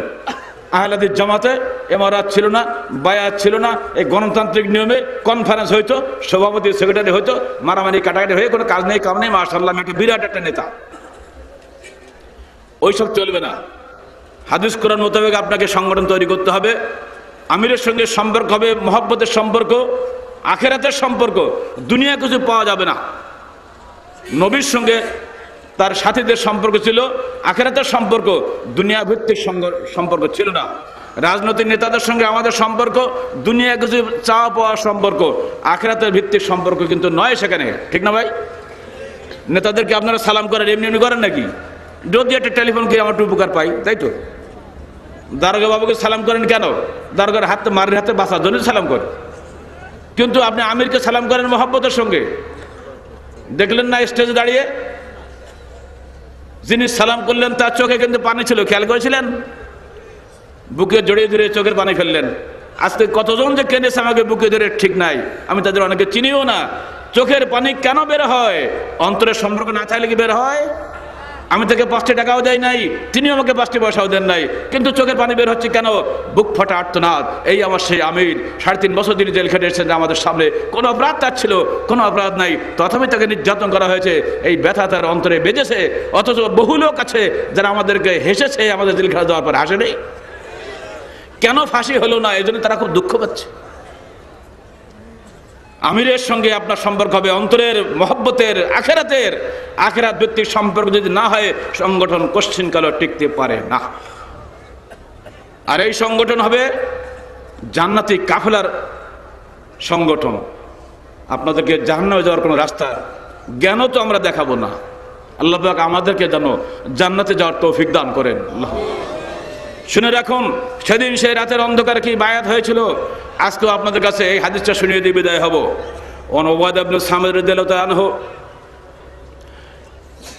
قال رسول الله صلى الله عليه وسلم تعالوا بايعوني على ان لا تشركوا بالله شيئا ولا تسرقوا ولا تزنوا ولا تقتلوا اولادكم ولا تاتوا ببهتان تفترونه بين أيديكم وأرجلكم ولا تعصوا في معروف فمن وفى منكم فأجره على الله ومن أصاب من ذلك شيئا فعوقب به في الدنيا فهو كفارة له ومن أصاب من ذلك شيئا ثم ستره الله عليه في الدنيا فهو إلى الله إن شاء عفا عنه وإن شاء عاقبه فبايعناه على ذلك وفي رواية لجابر في البيعة الكبرى ولا ننازع الأمر أهله كما في سيرة ابن شام। আমি বাংলা খালি অনুবাদ করে দিই। সেদিন আল্লাহ রসুল ওই 6 জন পরবর্তীতে 75 জনের কাছ থেকে যে বায়াতটা নিয়েছিলেন সেটা ছিল 1, তোমরা আল্লাহর সঙ্গে কোনো কিছুকে শরীক করবে না। 2, তোমরা চুরি করবে না। 3, তোমরা জিনা করবে না। 4, তোমাদের সন্তানদের হত্যা করবে না। 5, কারো প্রতি মিথ্যা অপবাদ দিবে না। 6, শরীয়ত সম্মত কোনো বিষয়ে অবাধ্যতা করবে না। যে ব্যক্তি উক্ত অঙ্গীকার পূর্ণ করবে তার জন্য পুরস্কার রয়েছে আল্লাহর নিকটে, কিন্তু যে ব্যক্তি এসবের মধ্যে কোন একটি করবে অতঃপর দুনিয়াতে তার আইনসঙ্গতভাবে শাস্তি হয়ে যাবে, সেটি তার জন্য কাফফারা হবে, ওই জন্য আখিরাতে তার সাজা হবে না। পক্ষান্তরে যে ব্যক্তি এসবের কোন একটি করবে অতঃপর আল্লাহ তা গোপন রাখবেন, যে কারণে তার শাস্তি হতে পারেনি, তাহলে ওই শাস্তির বিষয়টি আল্লাহর মর্জির উপরে নির্ভর করে। তিনি ইচ্ছা করলে তাকে পরকালে শাস্তি দিতে পারেন, ইচ্ছা করলে তাকে মাফও করে দিতে পারেন। অন্য রাতে আসছে আমরা নেতৃত্বের জন্য কখনোই ঝগড়া করব না। বাংলাদেশে যত মারামারি কাটাকাটি কিসের জন্য ভাই? নেতৃত্বের জন্য, তাই না? অমুকের চাইতে আমি ভালো, আমার উপরে নাই। এটা হলো বাংলাদেশের সবচেয়ে বড় স্লোগান হওয়া উচিত। মুখে তো বলে না, কিন্তু এটা কিন্তু ভাবখানা তো তাই হয়, তাই না? এই বিষয়গুলি আমাদের মনে রাখতে হবে। এখানে মোট 7টি বিষয় এসেছে। আল্লাহর সঙ্গে কোনো কিছুকে শরীক করব না। আমরা শরীক করি মৃত মানুষের সঙ্গে, শরীক করি জীবিত মানুষের আইনের সঙ্গে। সংসদে বসে যে আইন তৈরি করা হয়, এদেশের পুলিশ এবং আদালতের মাধ্যমে সে আইন আমাদের উপরে চাপিয়ে দেওয়া হয়। আমাদের কিছুই বলার থাকে না। আল্লাহর হুকুম মানে না, কিন্তু রাষ্ট্রের হুকুম মানতেই হয়। যখন বলে তোমার ফাঁসি, চুপচাপ মাথার দিকে চলে আসতে হয়, ফাঁসির দড়ি গলায় চড়ে মরে যেতে হয়। কিছুই বলার খবর থাকে না, অথচ আমি যে নির্দোষ আমি ছাড়া কেউই জানে না। এমন এমন সাক্ষী হয়েছে, মাশাআল্লাহ, শেষ, আমার জীবন শেষ হয়ে গেল। হাজতের নাম করে জেল খাটানো হচ্ছে, বছরের পর বছর থাকছে হাজতের নাম করে, বিচার শেষ হয় না। তার জীবন থেকে যে জীবনটা চলে গেল, এই বিশাল সময়কাল চলে গেল। বাগেরহাট জেলখানা থেকে জনৈক ব্যক্তি বের হলেন সেদিন, 14 বছর হাজত খাটার পরে দেখা গেল কেসটা সম্পূর্ণ ভুয়া। আমেরিকার আদালত থেকে 22 বছর পরে একজন মুক্তি পেলেন। তিনি বেরিয়ে এসেছেন, তার সন্তান মারা গেছে, স্ত্রী নাই, বাপ নাই, মা নাই, সব শেষ হয়ে গেছে 22 বছরের মধ্যে। তিনি আদালতকে লক্ষ্য করে বললেন, হে আদালত, আমার জীবন থেকে 22টা বছর আপনি ফিরিয়ে দিন, ফিরিয়ে দিন আমার মৃত বাপ মাকে, ফিরিয়ে দিন আমার স্ত্রীকে যিনি আমার শোকে পাথরে মৃত্যুবরণ করেছেন, ফিরিয়ে দিন আমার সন্তানকে যে সন্তান পিতৃহারা হয়ে জীবন থেকে বিদায় নিয়ে চলে গেছে দুনিয়া থেকে। এতগুলো জীবন চলে গেছে আমি দেখতে পাইনি, 22টা বছর ফিরিয়ে দিন, আমি নির্দোষ ছিলাম। এমনি করে হচ্ছে দুনিয়ার অবস্থা। ভাইরা আমার, ইসলামী বিচারের ব্যবস্থা আপনারা জানেন, সেগুলো বলার সময় এখন নাই। শিরক হচ্ছে সর্বত্র, মৃত মানুষ মরে আছে কবরে, নিজের কোনো ব্যবস্থা তিনি করতে পারেন না, তিনি জান্নাত থেকে জাহান্নামে ঠিক ঠিকানা নাই। আমি সেখানে গিয়ে বলছে, দে বাবা খাজা দে, দিলা দে, বে খাজা তুমি আমাকে দাও এবং দেওয়াই দাও।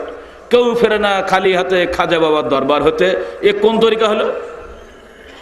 আল্লাহ বলছে ইন্নাকা লা তুসমিউল মাউতা ওয়ালা তুসমিউ সুম্মা দুআ, তুমি কোনো মৃত ব্যক্তিকে শোনাইতে পারো না, কোনো বধিরকে শোনাইতে পারো না। আল্লাহ বলছেন ওমা আনতা বিমুসমিইন মান ফিল কুবুর, তুমি কবরবাসীকে কিছুই শোনাইতে পারো না। আর আমরা বলছি দে বাবা খাজা দে, দিলা দে, শুনতে পায় নাকি বেটা? শিরক চলছে, জ্ঞানী মানুষরা এগুলো করছে, অজ্ঞান মানুষ খুব কম, জ্ঞানীগুলি এগুলো বেশি করে। বাংলাদেশে কোনো নেতা নেত্রী বাইতুল মোকাররম মসজিদে দুর্গা সালাত আদায় করে কি ইলেকশন ক্যাম্প শুরু করে না কোনো মাজারে যায় বলেন তো? সব মাজারে চলে যায়, সব মাজারপন্থী এরা সব মাজারে চলে যায়, ওইখান থেকে শুরু করে। ভাবখানে ওই মাজার থেকে দোয়া নিয়ে বেরোলে আমার আর ইলেকশনকে হারাতে পারবে না। দুই নেত্রী একই মাজারে গেছিল, এক নেত্রী খতম আর এক নেত্রী মাশাআল্লাহ উঠে গেছে উপরে। তাহলে ওই হুজুর কার জন্য দোয়া করলো বলেন না কেন? বলতে পারেন না কিছু? ওই মাজার থেকে কার পক্ষে দোয়াটা আসলো?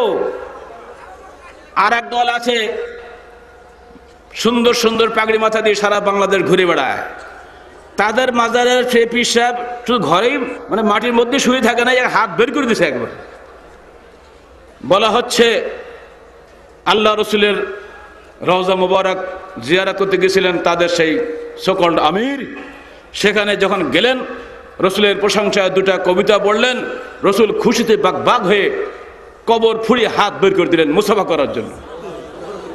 মুসাফা হয়ে গেল, মুসাফারের দৃশ্য দেখলেন 90,000 মানুষ, তার মধ্যে বড় একটা মানুষ ছিলেন তিনি বড় পীর আব্দুল কাদের জিলানী রহমতুল্লাহ আলাইহি। এই কথা যদি আপনাকে বইতে লেখা শোনানো হয়, আপনি সুবহানাল্লাহ বলে একদম মরে যাবেন না সেখানে? বলে আমার পীর সুবহানাল্লাহ, আল্লাহ কবর ফুঁড়ে হাত বের করতেছে আমার রসুল, কি জাতা ব্যাপার নাকি এটা? যাও তুমি বাংলার জমিনে গিয়ে আমার দিন প্রচার করো। চলে এলেন তিনি মদিনা ছেড়ে ভারতবর্ষে, শুরু হয়ে গেল দিনের দাওয়াত কারবার শুরু হয়ে গেল।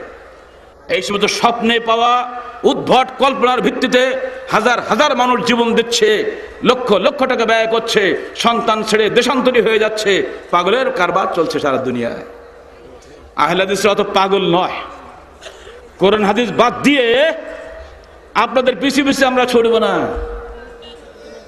কোরআন হাদিসে যা বলেছে তাই করব, যা নেই তা ছাড়বো। যত বড় হুজুর আপনি হন না কেন, পাগড়ি যত হাত লম্বা হোক, কিছুই আমাদের যায় আসে না। অতএব সাবধান, শিরিক করবেন না। 2 নম্বরে হচ্ছে কি, তোমরা চুরি করবে না, জিনা করবে না, সন্তানদের হত্যা করবে না। সন্তান হত্যা আপনারা করেন না, কিন্তু এমন পলিটিক্যাল কায়দায় এমন সুন্দরভাবে আপনি হত্যা করেন যে খুঁজে পাওয়া যাবে না। ফিরআউনের জমানায় রাজা মায়া ছিল না, তাই ও করতে গিয়ে সরাসরি ছুরি দিয়ে পেট কেটে দিত, আর জন্ম হলেই জবে করে দিত। সে যুগে যন্ত্রপাতি ছিল না, কি করবে? আর এই যুগে মাশাআল্লাহ অনেক কিছু যন্ত্রপাতি আবিষ্কার হয়েছে, আমরা এমন করে মেরে দিই, পেটের মধ্যে শেষ করে দিই। সাবধান, এই 6টা জিনিস। এবং সব শেষ, তোমরা নেতৃত্ব নিয়ে ঝগড়া করো না। যিনি প্রধানমন্ত্রী আছেন, যিনি সরকারের প্রধান আছেন, তিনি আজীবন থাকুন। যতদিন কোরআন হাদিস মোতাবেক তিনি দেশ শাসন করবেন, ততদিন তার বিরুদ্ধে বিদ্রোহ করার অধিকার আপনাকে ইসলাম দেয় নাই। আপনি তাকে মেনে চলবেন। রসুলের ভাষা হচ্ছে এই ওয়াল্লা নুনাজিয়াল, আমরা নেতৃত্ব নিয়ে ঝগড়া করব না। এই কয়টি 7টি বিষয়ে আল্লাহ রসুল সেদিন বায়াত নিয়েছিলেন, এবং সেই বায়াত নিয়ে ইসলামের অগ্রযাত্রা শুরু হয়, সাংগঠনিক জীবন শুরু হয়। এই 75 জন লোকের দাওয়াতে আল্লাহ রসুল মক্কা থেকে মদিনায় গিয়েছিলেন। উপস্থিত মুসল্লিবৃন্দ, যে 7টি বিষয় আপনাদের সামনে তুলে ধরা হলো, এই 7টি বিষয়ে কি আপনারা আল্লাহর নামে প্রতিজ্ঞা করতে রাজি আছেন? আপনারা শিরিক করবেন না, রাজি আছেন? আপনারা চুরি করবেন না, রাজি আছেন? আপনারা জিনা করবেন না, রাজি আছেন? সন্তান হত্যা করবেন না, রাজি আছেন? কারো প্রতি মিথ্যা অপবাদ দিবেন না, রাজি আছেন? এইটা বড় কঠিন। হে মিডিয়ার ভাইয়েরা, যারা তোমরা পত্রিকা চালাও এবং ইলেকট্রনিক মিডিয়া চালাও, চ্যানেলের মালিক হয়েছ, কেন তোমরা গালেব সাহেবের বিরুদ্ধে মিথ্যা রটনা করেছিলে? কৈফিয়ত আল্লাহকে তোমাদের দিতে হবে। আল্লাহর বিধান থেকে বাঁচার ক্ষমতা তোমাদের নেই। তোমাদেরকে আল্লাহর সামনে একদিন দাঁড়াতেই হবে।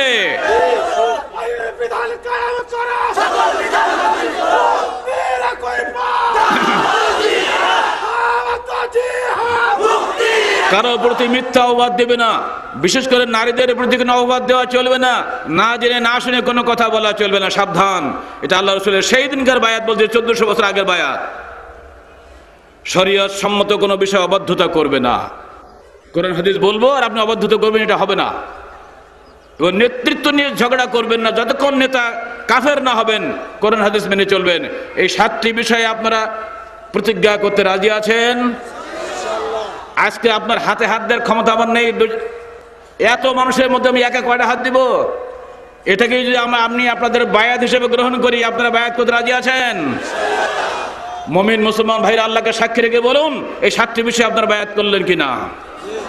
আগামী দিনে যদি আমি বাঁচি আর না বাঁচি, যিনি আমির হবেন যতক্ষণ তিনি কোরআন হাদিস মোতাবেক সংগঠন চালাবেন, আপনারা তার আনুগত্য করবেন কিনা? এই দাওয়াত যদি, এই বায়াত যদি অক্ষুণ্ণ থাকে, বাংলার জমিনে ইসলামের বাইরে কোনো আইন করার ক্ষমতা দেশের সরকারের হবে না, ইনশাআল্লাহ হবে না। ভোটার যদি মুসলমান হয়, নেতাকে অবশ্যই মুসলমান হতে হবে, ভোটারকে অবশ্যই আগে মুসলমান হতে হবে। ব্যক্তি জীবনে যদি ইসলাম না আসে, রাষ্ট্রীয় জীবনে ইসলাম আসতে পারে না। এই জন্য দু এক সময় আমি বলি, জিবরাইল ফেরেশতা যদি বাংলাদেশের প্রেসিডেন্ট হয়, আজরাইল যদি স্বরাষ্ট্রমন্ত্রী হয়, আর মিকাইল যদি খাদ্যমন্ত্রী হয়, বাংলাদেশের কিছু পরিবর্তন হবে না যতক্ষণ জনগণের আকীদা আমলে পরিবর্তন না হবে। অতএব ভাইরা আমার, আপনার প্রতি, আমাদের সবার প্রতি আমাদের আবেদন, আসুন আমরা নিজেদের জীবনটাকে কোরআন ও সহিহ হাদিস অনুযায়ী আগে গড়ে তোলার জন্য প্রতিজ্ঞাবদ্ধ হই। আল্লাহ পাক আমাদের সবাইকে পবিত্র কোরআন ও সহিহ হাদিস অনুযায়ী আমল করার তৌফিক দান করুন। সবশেষে রাসূলের নির্দেশ আপনাদের শুনিয়ে দিয়ে বিদায় হই। আল্লাহ রাসূল বলছেন, ওয়াজাহিদু বিআমওয়ালিকুম জাহিদুল মুশরিকিনা বিআমওয়ালিকুম ওয়া আনফুসিকুম ওয়া আলসিনাতিকুম, রাওয়াহু আবু দাউদ ওয়া নাসাঈ। হে মুসলমানরা, তোমরা জিহাদ করো মুশরিকদের বিরুদ্ধে, তোমাদের মাল দিয়ে, জান দিয়ে, জবান দিয়ে। রাসূলের এই নির্দেশ আমাদেরকে মেনে চলতে হবে। প্রতি পদে পদে কোরআন এবং হাদিসের বিরোধী যত বিধান আছে, বক্তব্য আছে, কথা আছে, কলম আছে, সব কিছুর বিরুদ্ধে আমাদেরকে অন্যায়ের বিরুদ্ধে প্রতিবাদ চালিয়ে যেতে হবে। কথা, কলম এবং সংগঠন, এই তিনটি হলো এই যুগের জিহাদের হাতিয়ার। এর বাইরে যারা হাতিয়ার নিয়ে ঘোরাঘুরি করে, রাতের অন্ধকারে প্রশিক্ষণ নাম করে জঙ্গিবাদী প্রশিক্ষণ দেয়, এরা ইসলামের শত্রু, এরা ইসলামের বন্ধু নয়। অতএব হে তরুণ, হে যুবক, সাবধান হয়ে যাও, রসুলের তরিকায় দিনের দাওয়াত দাও। আল্লাহ রসুল মার খেয়েছেন, তথাপি দাওয়াত দিয়েছেন, তথাপি তিনি অস্ত্র হাতে নিয়ে মানুষকে গলা কাটেন নাই, বোমাবাজি করেন নাই। অতএব এদেশের মানুষের কাছে আমাদের দাবি, ইসলাম শান্তির ধর্ম, শান্তির প্রতিষ্ঠার জন্য ইসলাম এসেছে, সমাজে অশান্তি সৃষ্টি করার জন্য ইসলাম আসে নাই। আমরা যারা ইসলামের অনুসারী, আমরাই হয়েছি খারাপ। ঔষধের দোষ নয়, ঔষধ যিনি পরিবেশন করেন, ঔষধ যিনি খান, তিনি হয়ে গেছেন খারাপ। আমাদের নিজেদের জীবনকে আত্মসমালোচনা করার প্রয়োজন হয়ে দাঁড়িয়েছে।